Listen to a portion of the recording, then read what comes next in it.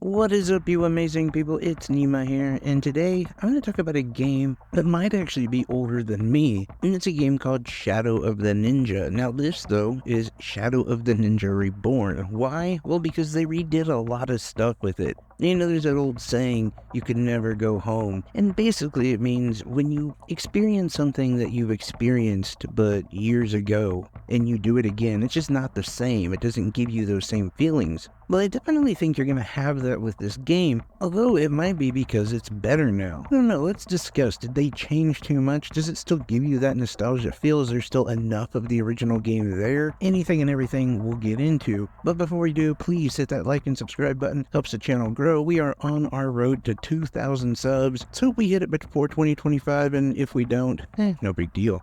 I know, doing real pressure tactics there. Anyway, though, let's get into this game. So, this is supposedly taking place in the year 2029, where you're in this dystopian future. Now, remember, this game came out in like 1990, so 2029 seemed like a long time away. And in this dystopian future, there is only two ninjas that can save the day, and without them, the entire world could be in danger. So that's where you set off, and you decide which character you're going to use. There is a boy ninja and a girl ninja. I wish I could tell you the names off the top of my head, but I can't. Okay, full disclosure, I can tell you, I just think I'm gonna butcher them. I believe they are Hayate and Katie? It could be like Hyatt and Cade, I don't know. And I really don't want to offend anybody by being wrong with their names, but regardless, I mainly focused on using the guy ninja. When I did switch over, I didn't feel like there was too much of a difference in gameplay. That can be good or bad. For me, I was actually hoping that they would have a little bit different feel to them,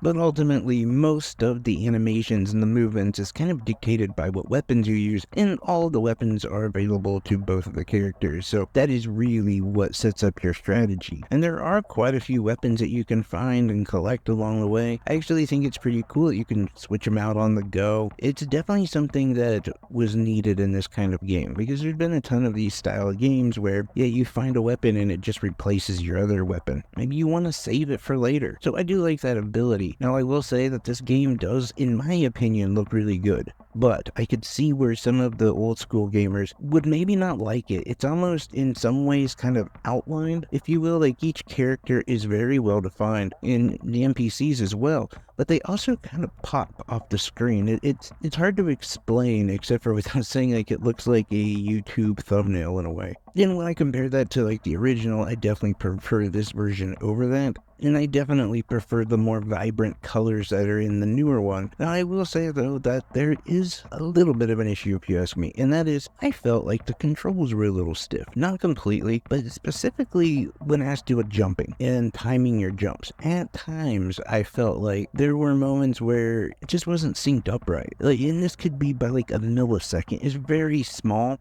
And I don't know if many people would have the same problem or notice the same issue, especially as I'm recording it. This is before the game actually launches, so I don't know if they're going to have a day one patch that will fix latency or fix some of that, but that was honestly like the only issue I had with the game. In fact, I really like the arcade style of it where you basically have infinite continues, because I'm not going to lie to you guys, I'm not very good at these kind of games, and this one was no different. I will say I was able to get through this one, and that was just because of all the continues. And when you do decide like you're done, you can continue from where you last played. I really like that, because I am, number one, not focused enough to be able to play like a game like this for hours. Number two, not good enough to play a game like this for hours continuously. So that was a very nice option. And the fact that you could also run a co-op game as well, which, if you ask anyone, that is the like heart and soul of this title. It's the co-op gameplay. And as much as I really did enjoy the single player arcade experience, I still have to say I preferred the multiplayer better. Part of it is because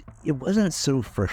Like, it was almost like you're having more fun. You're being able to laugh at mistakes that you made, or kind of push each other along to keep going. And maybe there is a moment when you do like a self-sacrifice in a way. You know you're going down, you might as well take out like that horrible obstacle that could be a potential issue for your partner. It's just things like that, different strategies, and just the fun of playing a game like that with someone else is definitely where this game shines. Now, for me, I would also have to say that not playing the original one of God Forever, or not without an emulator, I don't know how difficult the first one was, or the original one, but I have to say this one is hard as nails. And part of me does wonder if it was set up like that because it was meant for 2 players. It just seemed like a lot easier and a more enjoyable, fun experience when you're rocking that co-op. But again, and that it can also be co-op, couch co-op, by the way. You don't have to be online, just want to throw that out. But ultimately, yeah, like if this is your style of game, I think you're gonna like it. Yes, there is a little bit of like a latency issue, and I can't say this enough. It is so microscopic that it might just be a me issue, if you know what I'm saying.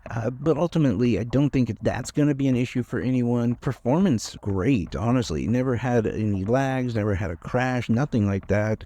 Never lost saves or continues. Everything was really working well. Like I said, the only issue is like that jump thing, and it could be the animation itself. People who play it might say, "Oh yeah, this is exactly like the original." And honestly, they're probably right. It's been so long, I don't even know if I've actually ever played the original. But what I can say is, if you enjoy this like 2D side-scrolling platforming, I'm gonna snap my controller in half style game, yeah, I think you're gonna enjoy it because I think they did a really good job with this one. And if I was gonna give it a score, I would give it a solid 8 out of 10. I think it deserves that at least. But anyway, let me know what your thoughts are down below. Is this your style of game? Is it a game you're interested in? By the way, the game is $19.99, just so everyone knows that, because I forgot to mention that earlier. But yeah, any thoughts down below are much appreciated. I love each and every one of you guys. Take care, everyone. Bye-bye.